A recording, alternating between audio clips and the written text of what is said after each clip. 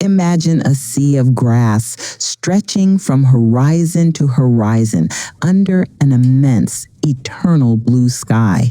The air is thin and cold, the wind a constant companion. This is the Mongolian steppe, a harsh, unforgiving, yet breathtakingly beautiful land. It was here, in this crucible of extremes, that one of history's most formidable forces was forged, not in cities of stone, but in the movable homes of felt and wicker known as gers. This is where our story begins, not with a bang, but with the quiet, resilient struggle for survival. The Mongols were pastoral nomads. Their lives were dictated by the seasons and the needs of their herds, horses, sheep, goats, and yaks. Their wealth was not measured in gold, but in livestock. Their calendar was a cycle of migration, moving to lush summer pastures and seeking shelter in protected valleys during the brutal winters. From this life sprang their greatest strengths: resilience, adaptability, and an intimate, unparalleled connection to their horses. A Mongol child could ride as soon as they could walk. To not ride was to not truly live. Their diet was a direct reflection of their environment. In the summer, it was the white foods, irag, the fermented mare's milk that provided sustenance and a gentle buzz, along with cheeses and yogurts. In the winter, it shifted to the red foods, the meat of their herds. Every part of the animal was used. Nothing was wasted. A common slaughter technique, compressing the aorta, was designed to preserve the blood inside the meat for maximum nutrition. This was a life on the edge, a constant negotiation with nature that bred a people of incredible toughness and pragmatism. And before the Great Khan, this toughness was turned inwards. The steppes were a fractured world of warring tribes. Naimans, Merkits, Tatars, Karaites, locked in an endless cycle of raid, revenge, and rivalry. It was a world poised for a catalyst, a unifying force that would turn their gaze from internal squabbles to the vast world beyond the seas of grass. That catalyst was coming. His name was Timoshin, and he would become Genghis Khan. What transformed a collection of fractious tribes into an unstoppable military machine? The answer lies not in a secret weapon, but in a revolutionary system of organization, discipline, and psychological mastery. Genghis Khan's genius was to break the old clan loyalties and replace them with something far more powerful: meritocracy and unity. He organized his army into a decimal system: Arbans of 10, Zuns of 100, Minghans of 1,000, and Tumans of 10,000. Promotion was based on skill and loyalty alone, not noble birth. A talented shepherd could rise to command thousands. This created an army utterly devoted to the Khan and supremely confident in its leadership. At its heart was the Heshig, the imperial guard, an elite corps of warriors who were also the Khan's household staff, his most trusted companions. Their tactics were a masterpiece of coordination and terror. They were masters of the feigned retreat, drawing enemy charges into ambushes. Their horse archers could unleash a storm of arrows while moving at full gallop. But perhaps their most potent weapon was psychological. The Mongol policy was simple, brutal, and devastatingly effective. Surrender immediately, and you would be incorporated into the empire, your people spared, and your artisans valued. Resist and face utter annihilation. Cities like Nishapur and Baghdad were erased from the map as a warning to others. Prisoners were often used as human shields in the next siege or executed en masse. Yet, this was not mindless brutality. It was calculated strategy. The goal was to break the will to resist before a single arrow was loosed. This reputation for invincibility and mercilessness became a key asset, allowing them to conquer vast territories with astonishing speed. And speed was everything. Their logistical prowess was unmatched. They traveled light, living off the land and their dried meat, borts. They mastered siege warfare by conscripting engineers from conquered territories. And binding it all together was the YAM system, a medieval internet of relay stations with fresh horses and riders that could carry messages from one end of the empire to the other in a matter of weeks. This was not a horde. It was a highly disciplined, agile, and intelligent engine of conquest. At its peak, the Mongol Empire was the largest contiguous land empire in human history. But how do you rule a domain that stretches from the shores of the Korea to the gates of Vienna? A realm containing dozens of languages, religions, and cultures. The Mongols answered this question with a surprising and pragmatic policy: organized tolerance. Unlike many conquerors, the Mongols were not crusaders. They were animists who believed in the eternal blue sky. They saw all religions as different ways to reach the same divine power.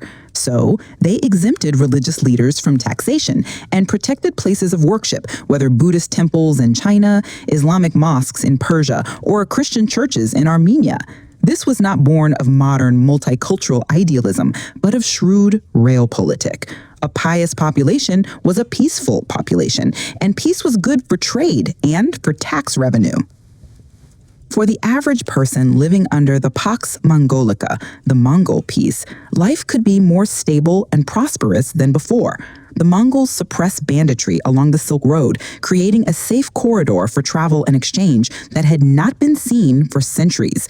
Merchants like the Venetian Marco Polo could travel thousands of miles under the protection of the Khan's passport, the paisa. But this peace was imposed by a terrifyingly efficient administration. The law code, the yasa, was strict and universal. Theft between individuals was often punishable by death. Environmental laws protected the fragile steppe ecology during hunting seasons. And while local customs were often left intact, ultimate authority always rested with the Mongol overseers. It was a grand, often contradictory experiment, a brutal military dictatorship that fostered an unprecedented era of global connection, where a Persian doctor could find work in China and a Chinese gunpowder master could influence battles in the Middle East. The world, for the first time, was truly connected.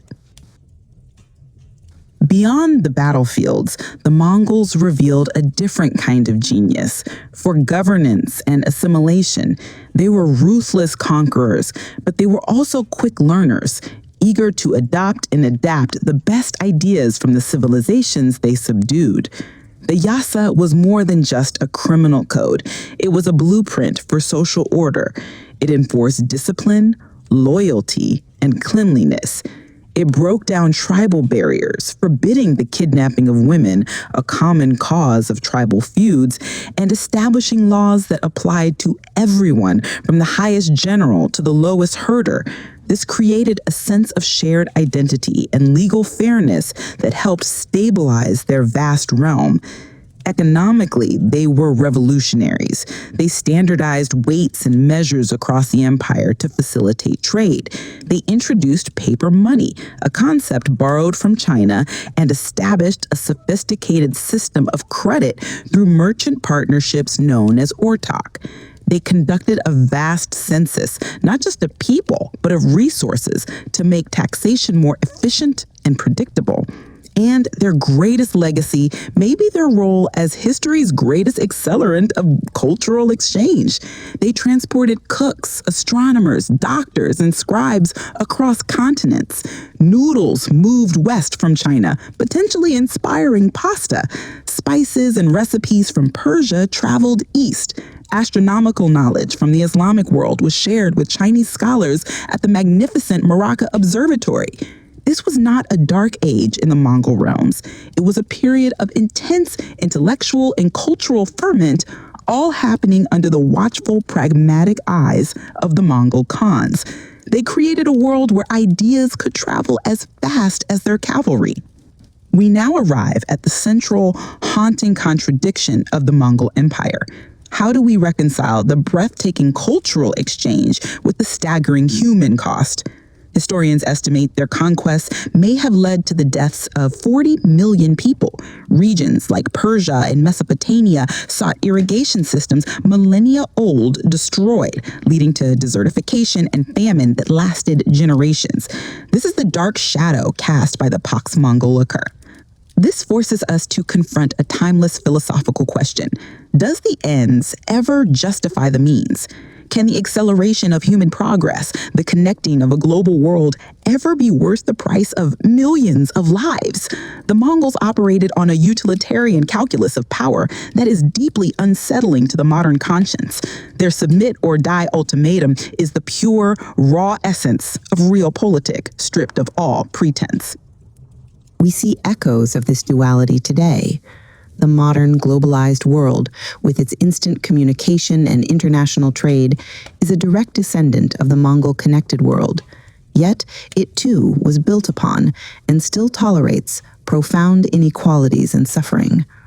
Our networks of trade and finance are intertwined with systems of power that can be just as ruthless, if more subtly so, in their pursuit of goals. The Mongol treatment of prisoners holds a dark mirror to our own times. The use of human shields, the execution of combatants, the valuing of skilled artisans over the useless, these are not merely historical footnotes. They are extreme reflections of how power can dehumanize the other, a theme that repeats in every genocide and conflict throughout history, right up to the present day. The Mongols were masters of this dehumanization, using it as a tactical tool. Their history demands that we ask, where are the lines in our own world? How do we, as a society, justify collateral damage in the pursuit of our goals? So, what do we learn from the windswept ashes of Karakorum, the Mongol capital? The story of the Mongol Empire is not a simple parable of good or evil. It is a complex lesson in human potential for magnificent creation and terrifying destruction. First, it teaches us about adaptation. The Mongols succeeded because they were infinitely flexible. They adopted new technologies, new ideas, and new people without prejudice. In a modern world facing rapid climate change and technological disruption, their lesson is clear. Rigidity is death. The ability to pivot, to learn, and to incorporate new solutions is the ultimate key to resilience. Second, it teaches us about meritocracy. Genghis Khan's great revolution was to value talent over title. In a world still grappling with nepotism, corruption, and systemic inequality, this ancient model from the steppes remains a powerful ideal. Where could we be if we truly valued the potential in every person, regardless of their origin? Third, and most importantly, it forces us to confront the ethics of power. The Mongol Empire is a case study in power without a guiding ethical framework beyond its own expansion. It asks us, to what end is our power directed? For what purpose do our economies grow, our technologies advance, our nations become strong? Is it solely for more power, or is it for the betterment of humanity? The echo of the hoofbeats across the steppe is a reminder. It reminds us that progress is not inherently moral, that connection does not automatically mean understanding, that strength must be tempered by wisdom and compassion. The Mongols made the modern world, for better or for worse. Our task is to learn from their triumphs and their horrors, to build a global world that is not just connected, but also just, not just powerful, but also wise. Under our own eternal blue sky, the choice remains ours. The wind howls across the endless steppe, carrying dust and memory. This is not a land of cities or kings. It is the domain of the Tengri, the eternal blue sky. Here, beneath vast horizons where earth meets heaven, lived a people who mastered survival through movement, resilience, and an intimate bond with nature. The Mongols were nomads, not wanderers, but seasonal architects of the landscape. Their lives revolved around the rhythms of the sun, the migration of herds, and the seasons. They lived in yurts, circular homes made of felt and wood, designed to be assembled and dismantled in hours. These were not permanent dwellings, they were mobile homes, symbols of freedom from fixed borders. Their diet was simple, shaped by what the steppes offered. Mare's milk fermented into arag, a tangy drink that sustained them through long winters. Dried meat, borts, and cheese made from goat or sheep milk. They ate little grain, relying instead on their horses, not just for transport, but as companions, food, and even medicine. The horse was sacred. To ride one was to understand speed, balance, and loyalty. They believed in Tengriism, a spiritual worldview centered on the sky god Tengri and the spirits of nature. Ancestors were honored, mountains revered, and the wind seen as a messenger. There was no rigid temple, no priesthood, only a deep reverence for the unseen forces that shaped life. This way of living taught them something vital. Strength comes not from permanence, but from adaptability. In a world of constant change, the Mongols learned to move with it, a lesson we still need today. As climate shifts, economies collapse, and societies fracture, their story reminds us rigidity leads to ruin. Flexibility is survival. And when the time came, they would carry this wisdom into battle, not as conquerors of land, but as conquerors of chaos. In the early 13th century, the Mongol tribes were fractured, rivals, enemies, bound by blood and betrayal. But one man would change everything. Temujin, born in poverty, orphaned at a young age, rose to the ranks not by birthright, but by courage, strategy, and vision. He was not a noble by lineage, he was a survivor. And from his scars, he forged a new order. He called himself Genghis Khan, universal ruler, and began unifying the tribes under a single banner. But this was not conquest by force alone. It was a revolution of meritocracy. He broke tribal loyalties, promoted men based on ability, and rewarded loyalty with power. A commoner could rise to general. A slave could become a commander. His military genius was unmatched. He used speed and deception. Armies moving like storms, striking before defenses could form. His scouts rode ahead, gathering intelligence faster than any empire had ever known. He created the Yam system, a relay network of messengers and horses, allowing orders to travel thousands of miles in days. But more importantly, he built a culture of unity. He enforced laws, the Yasa, which banned theft, protected women's rights, and demanded loyalty to the Khan. He allowed religious freedom. Muslims, Christians, Buddhists, and shamanists all found refuge under his rule. Yet there was a darker side. He punished betrayal with extreme severity, and when resistance came, he responded with terrifying efficiency, not always out of cruelty, but because he understood that fear could be a weapon. Philosophically, Genghis teaches us power without purpose is chaos. Power with purpose becomes transformation. He didn't just build an army, he built a new social contract, one based on merit, loyalty, and shared destiny. Today, in our own fragmented world, we ask, can leadership be earned? Can unity be chosen? The Mongols say yes, but only if you are willing to break the old rules.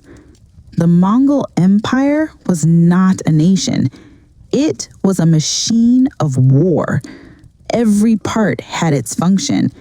Every rider knew his place. From the smallest scout to the highest general, the structure was precise, efficient, and terrifyingly effective. The Mongol military followed a strict decimal system. 10 men equals Arban. 100 men equals Zun. 1,000 men equals Minghan. 10,000 men equals Tumen. Each unit was commanded by a Noyan, a leader chosen for skill, not birth. Loyalty was tested constantly. Disobedience meant death, but so did failure to report. They were masters of psychological warfare.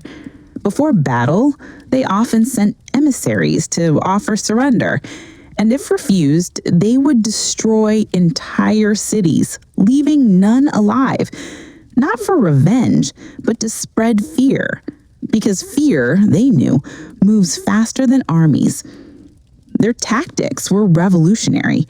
Feigned retreats to lure enemies into ambush, light cavalry circling enemy flanks while heavy troops held the center. Use of prisoners, sometimes as human shields, sometimes as laborers or conscripted soldiers. Logistics were key. They rotated horses every few miles. Each soldier had multiple mounts. They carried minimal supplies, relying on foraging or capturing resources. This allowed them to move faster than any other army in history. But beyond the tactics lay a deeper truth. The Mongols saw war not as destruction, but as reorganization. They weren't just conquering land. They were reshaping civilizations. They brought roads, trade, and communication, even as they burned cities. Modern philosophy asks, what is the cost of progress? When do means justify ends? The Mongols answer, progress is possible through violence, but only if it serves a greater order. Today, we see echoes in revolutions, wars, and technological disruption, all driven by the belief that change must come. But we must ask, is change worth the cost? By the 1230s, the Mongol Empire stretched from the Pacific to the Danube. No army had ever moved so fast, so far, so decisively. They began with China, not as invaders, but as liberators to some. The Jin dynasty was corrupt, oppressive. The Mongols, under Genghis and later Kublai Khan, destroyed it and established the Yuan dynasty, the first foreign-led Chinese dynasty.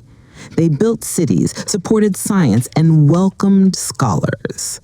Then came Central Asia, the Khwarezmian Empire.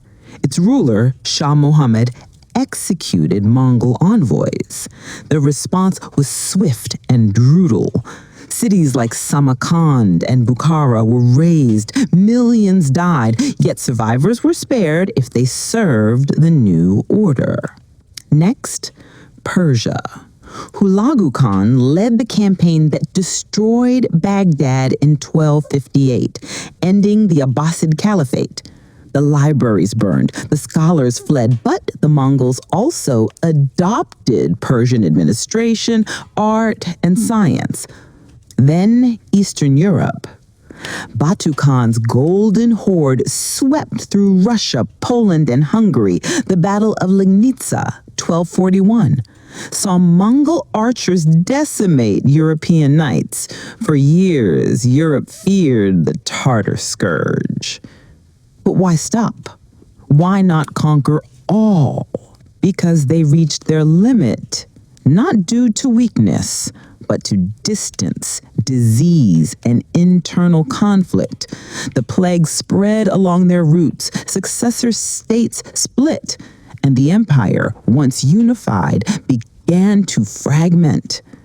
Yet their legacy remained Pax Mongolica, a period of peace and trade across Eurasia.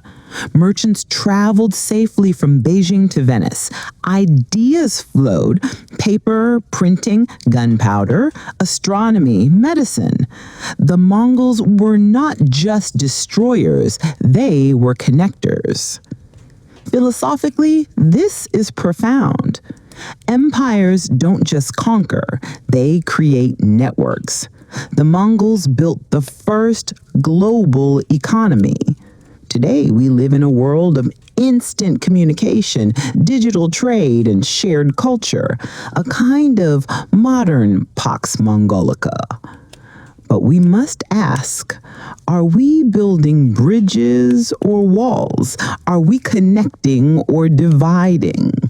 The Mongol Empire did not fall overnight. It faded slowly, like smoke rising from a dying fire. After Genghis Khan's death in 1227, the empire split into 4 khanates: the Yuan in China, the Ilkhanate in Persia, the Chagatai in Central Asia, and the Golden Horde in Russia. Each ruled independently, competing for power. Civil wars erupted, religious conflicts grew. Islam spread in Persia, Buddhism in Tibet, Christianity in Russia. Kublai Khan, Genghis's grandson, founded the Yuan dynasty in China. He built a grand capital, Dadu, Beijing. He invited Marco Polo, embraced Confucian rituals, and tried to blend Mongol and Chinese cultures. But resentment grew. The Han Chinese resented Mongol rule. Rebellion sparked. By the late 13th century, the Ming dynasty overthrew the Yuan. In Persia, the Ilkhanate collapsed after a succession crisis. In Russia, the Golden Horde declined as local princes gained strength. The Chagatai Khanate fragmented into smaller emirates. Yet the Mongols left a lasting mark. The Silk Road flourished under their protection. Gunpowder spread westward. Administrative systems influenced later empires. Cultural exchange accelerated from art to cuisine. But their downfall teaches us no empire lasts forever. Even the greatest fall, not because they were weak, but because they became too large, too diverse, too divided. Philosophically, this reflects a timeless truth. Unity is fragile. Diversity is powerful, but only if managed with wisdom. We see this today in multinational corporations, global governments, and even in families. Size brings strength, but also complexity. The Mongols remind us greatness requires not just power, but cohesion. We stand today at a crossroads. Climate change, war, inequality, and technological upheaval threaten to unravel our world. In such times, we look back, not to glorify the past, but to learn from it. The Mongols were not saints. They killed millions. They destroyed cities. They enslaved people. But they also built bridges between worlds. They showed that power, when guided by vision, can reshape history. What can we learn? Adaptability is survival. The Mongols survived by changing with the environment. Today, we face a changing planet. We must learn to adapt, not resist. Merit over birth. Genghis Khan broke tribal bonds. He promoted talent. In a world of inherited privilege, this is a radical idea, one we should embrace in education, business, and politics. Unity through shared purpose. The Mongols united not by blood, but by loyalty to a cause. Today, nations divide. We need new forms of unity, not nationalism, but shared humanity. War is a tool, not a goal. The Mongols used war to build order, but they also knew when to stop. We must ask, is our current conflict necessary? Does it serve a higher purpose? Connection builds civilization. The Mongols connected East and West. Today, we have the internet, a digital Silk Road, but we must use it to share knowledge, not hate. Legacy is not in conquest, but in impact. The Mongols are remembered not for their armies, but for the world they changed. Will we be remembered for what we destroyed or what we built? As we close this journey, remember, the past is not a monument to glory, but a mirror to our choices. The Mongols were not perfect, but they were real. They faced chaos and built order. They conquered and created. And in their story, we find a reflection of ourselves. Flawed, ambitious, capable of both destruction and creation. Let us choose wisely.